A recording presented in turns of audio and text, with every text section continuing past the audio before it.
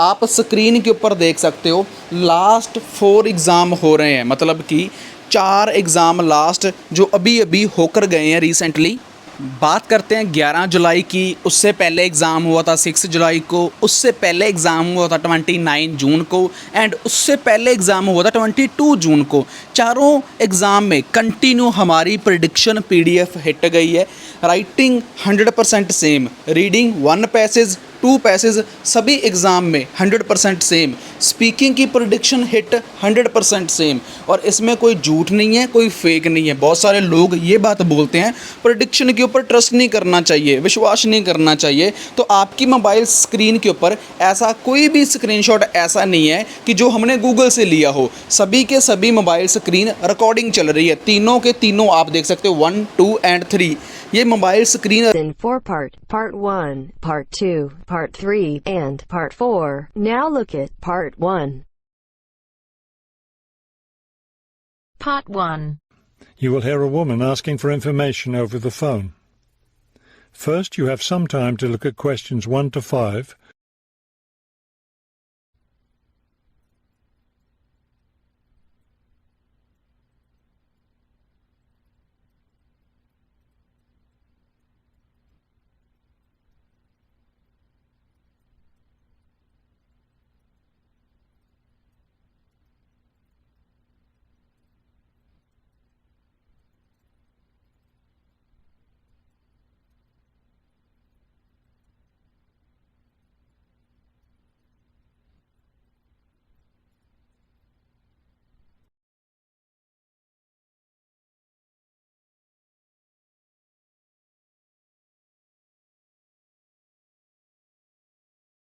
Now we shall begin.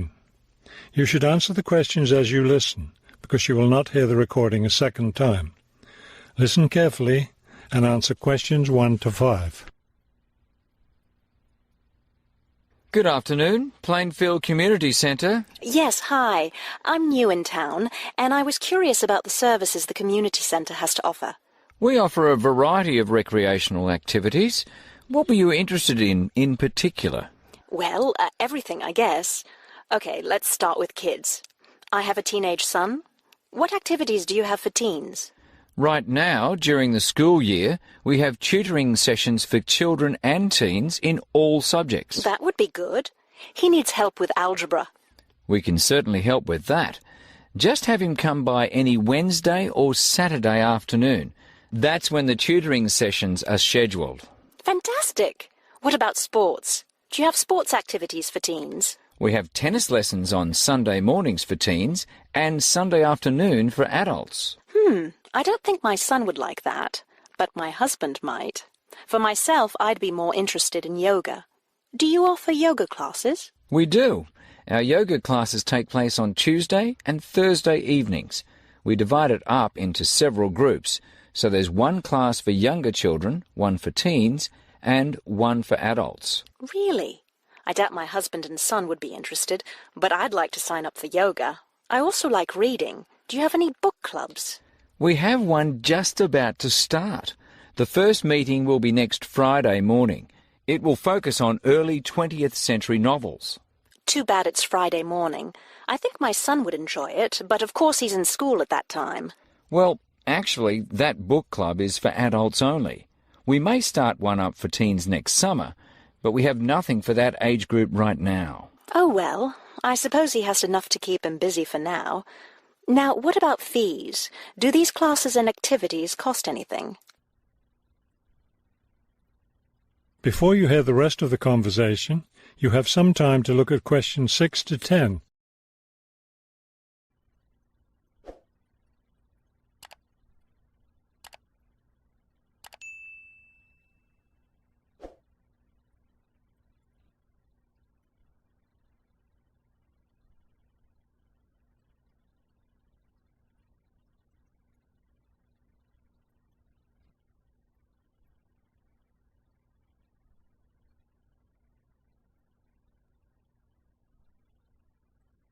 Now listen and answer questions 6 to 10. There's a small charge for non-members for each class.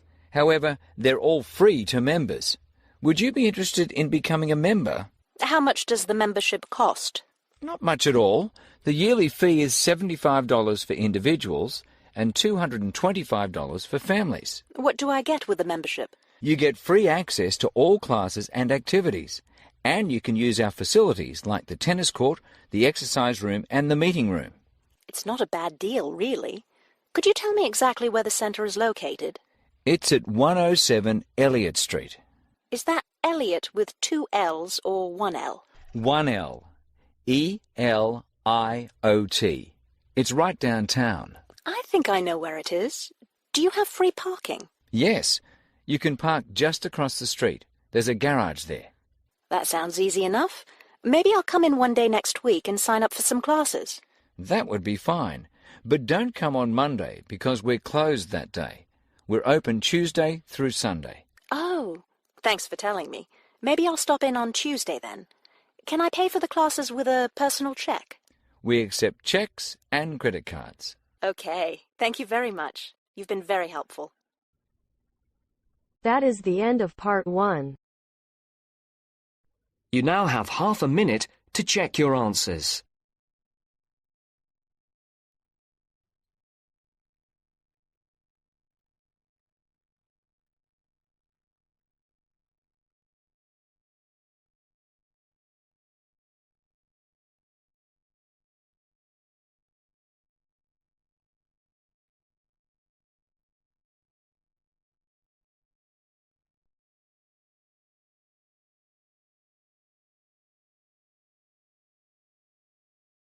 Now turns to part 2. Part 2. You will hear a trainee teacher called Eve talking to her university tutor about her preparations for teaching practice. First, you have some time to look at questions 11 to 15.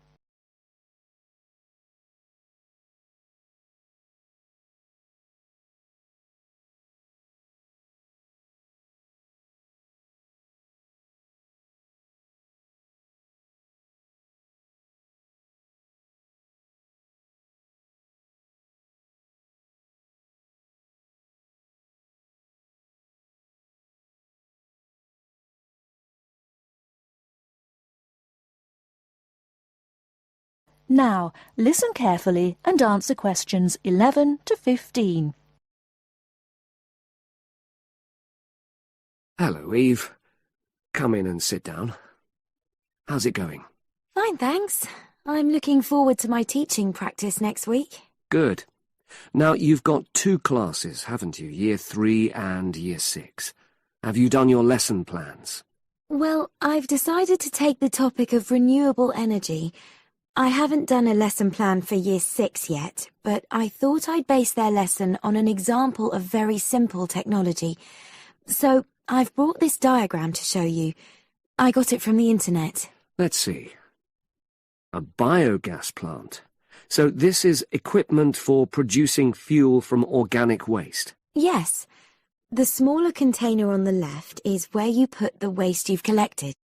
Right, and from there it's piped into the larger tank. That's right. And that's slurry on the base of the larger tank. Right.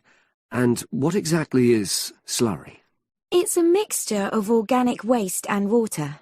So is that pipe at the bottom where the water comes in? Yes, it is. As the slurry mixture digests, it produces gas, and that rises to the top of the dome. Then, when it's needed, it can be piped off for use as fuel in homes or factories. It's very simple. I suppose there's some kind of safety valve to prevent pressure build-up? That's the overflow tank. That container on the right. As the slurry expands, some of it flows into that, and then once some of the gas has been piped off, the slurry level goes down again, and the overflow tank empties again. I see. Well, I think that's suitably simple for the age level it's for. I look forward to seeing the whole lesson plan. Thanks. And can I show you my ideas for the Year 3 lesson? Of course. Let's... Before you hear the rest of the talk, you have some time to look at questions 16 to 20.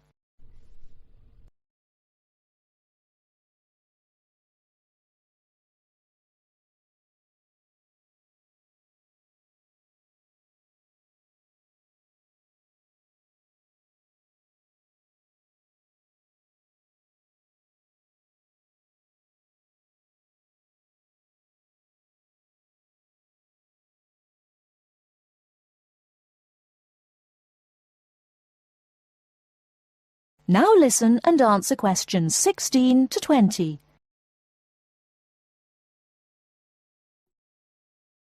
I thought I'd introduce the topic by writing the word energy on the board and reinforcing the spelling and the pronunciation. Then I'll do a little mime, run on the spot or something, to convey the sense. I'd keep it brief at this stage. Yes, I will. Then I'll wipe the word off and write the question, where does energy come from, and see what the pupils come up with. Fine. I'd suggest that you just brainstorm at this stage and don't reject any of their suggestions. Yes, that's what I was going to do. Then I've produced a set of simple statements like, energy makes cars move along the road, and energy makes our bodies grow. There are 8 altogether. Are you going to give them out as a handout, or write them up on the board? First, them up on the board, and then I'll read them out loud. And I'll get the pupils to copy them out in their notebooks. I'll also ask them to think up one more similar statement by themselves and add it to the list. Good idea. After that, I thought I'd vary things a bit by sticking some pictures up of things like the sun and plants and food and petrol and a running child. And I'll get the pupils to work out what order the pictures should come in terms of the energy chain. I think that's a very good idea. You could move the pictures around as the pupils give you directions. Yes, I think they'd enjoy that. And to finish off, I've made a gap fill exercise to give out. They'll be doing that individually, and while they're writing, I'll walk round and check their work. Good. And have you worked out the timing of all that? It'll probably take you right through to the end of the lesson.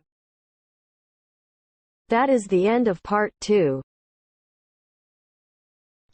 You now have half a minute to check your answers.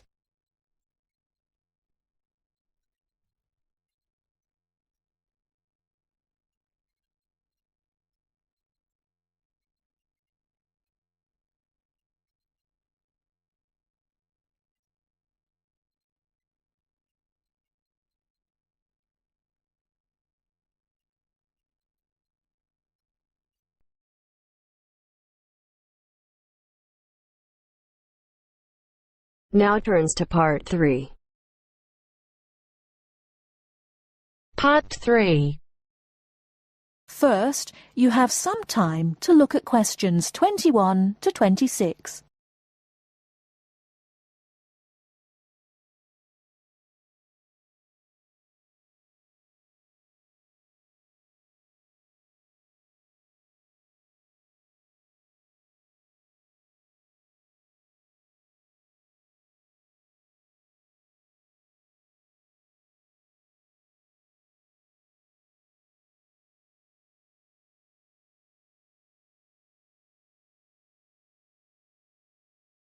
Now listen carefully and answer questions 21 to 26.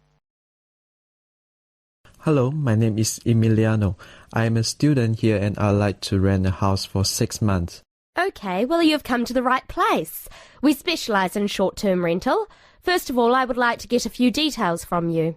Can you give me your full name, please? Yes, it is Emiliano Nespla. And can you tell me your present address, please? Yes, it's 17 Middleway, Penrose. I'm living with a homestay family at the moment. That's great. Now, do you have any identification with you? Oh, and we will need a reference from someone who knows you here. Maybe your homestay family. Yes, okay. Here's my passport and a card from my language school.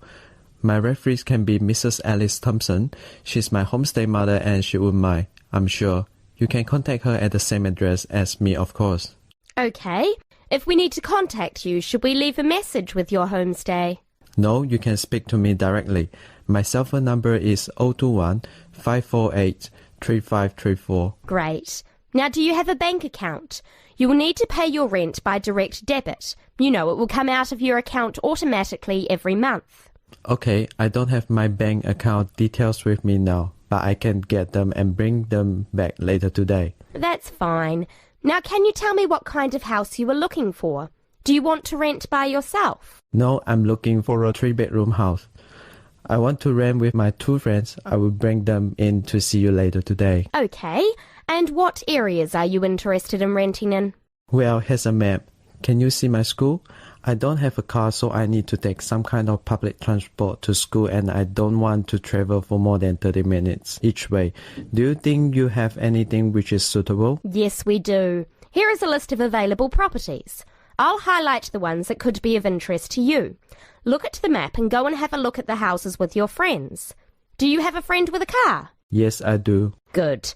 So go and look outside the houses. It will give you an idea of what the area is like. But remember, don't go into the garden or knock on the door. If you want to go in and have a look, let me know and we can arrange an appointment. Okay, can you give me an idea of price? Yes. If you look at the list, you can see the weekly rent written next to the house address. Oh yes, I can see it now. Do I need to pay anything else? Yes, you need to pay a deposit which you will get back when you move out, and you have to pay a non-refundable agent fee which is equivalent to 1 week's rent. You will have to pay your bills when they come in every month too, of course. Okay, well, thank you very much for your help. What time should I come back with my friends and my bank details? How about 2:30 this afternoon? That sounds good. Thank you for your help. I'll see you later. Thanks for coming in. Goodbye.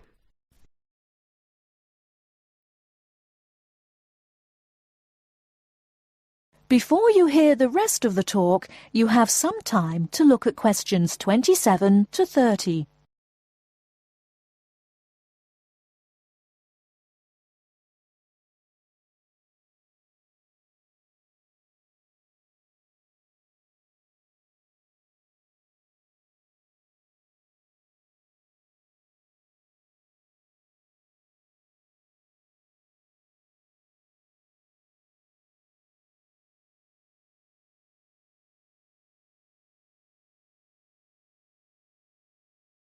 Now listen and answer questions 27 to 30.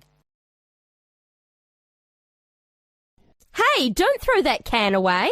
Why not? I finished with it. Yes, but you can recycle things like that. Oh, I haven't got time to recycle everything I throw away. That's a terrible attitude. Don't you care about... Hello, you two. Hi, John. What are you arguing about? Oh, Sam says he doesn't have time to recycle. What do you think? Well, I agree that it can be difficult sometimes. Do you always recycle everything then, Mary? Yes, I think everyone should. I mean, look at the state of the planet. If we don't all start making an effort now, it could be too late. Well, one of the reasons I don't recycle as often as I should is that I don't really know where to go. There are no recycling facilities near me. Well, I know I said I haven't got time, but actually there is a bottle bank near the supermarket just up the road. So I suppose there are limited local facilities. So you can do your recycling outside the supermarket? Yes, but like I said, only limited. It's only a bottle bank. Well, I don't have a car, so it's very difficult for me, but I still do it. Sometimes a friend comes over and we take our recycling together, but not very often. So if your facilities are limited, then mine are very limited. Well, I suppose if you go to all that trouble, I might make more of an effort. Good. If it was up to me, I'd encourage more people to recycle. How? Well, how about some kind of incentive? A reward for anyone who makes an effort to recycle? That's a good idea. But if you think everyone should recycle, then why not penalise those who don't recycle instead of giving something to people that do?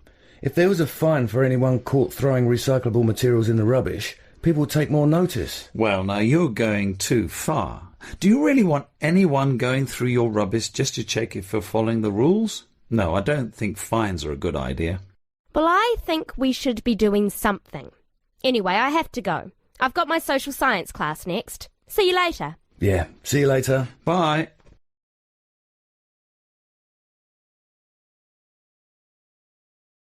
That is the end of part 3.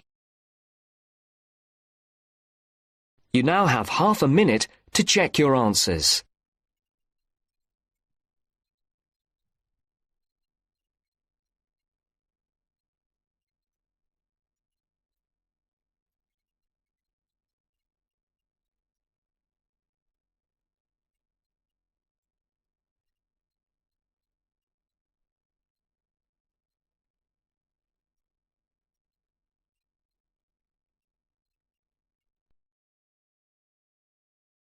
Now turns to part 4.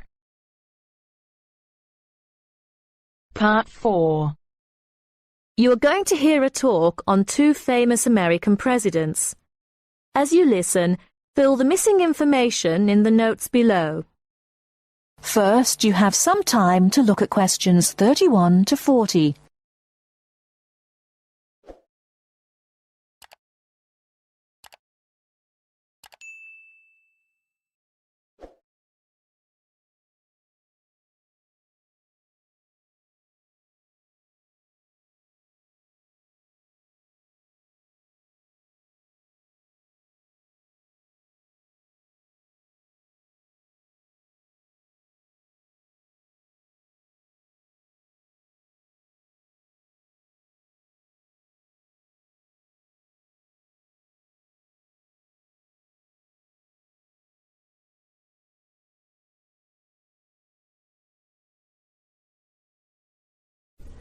Now listen carefully and answer questions 31 to 40.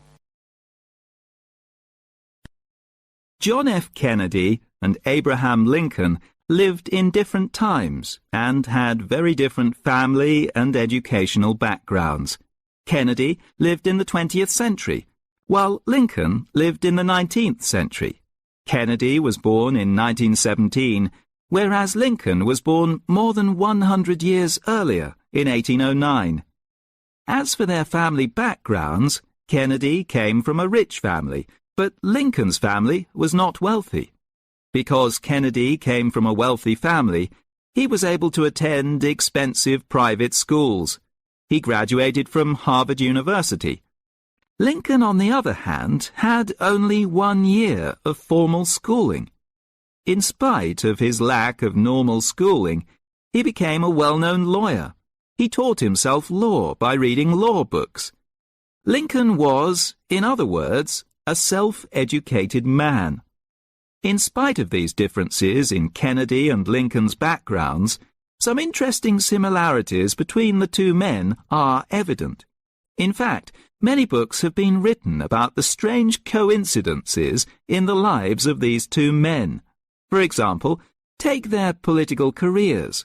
Lincoln began his political career as a U.S. congressman. Similarly, Kennedy also began his political career as a congressman. Lincoln was elected to the U.S. House of Representatives in 1847. Kennedy was elected to the House in 1947. They went to the Congress just 100 years apart. Another interesting coincidence is that each man was elected President of the United States in a year ending with the number 60. Lincoln was elected President in 1860, and Kennedy was elected in 1960. Furthermore, both men were president during years of civil unrest in the country. Lincoln was president during the American Civil War. During Kennedy's term of office, civil unrest took the form of civil rights demonstrations.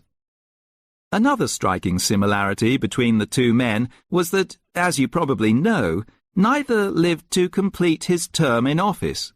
Lincoln and Kennedy were both assassinated while in office. Kennedy was assassinated in Dallas, Texas, after only 1,000 days in office. Lincoln was assassinated in 1865. A few days after the end of the American Civil War. It's rather curious to note that both presidents were shot while they were sitting next to their wives.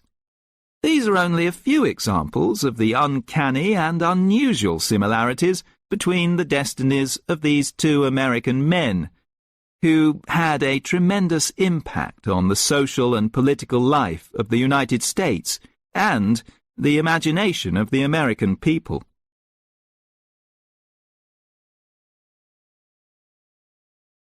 That is the end of section 4. You now have half a minute to check your answers.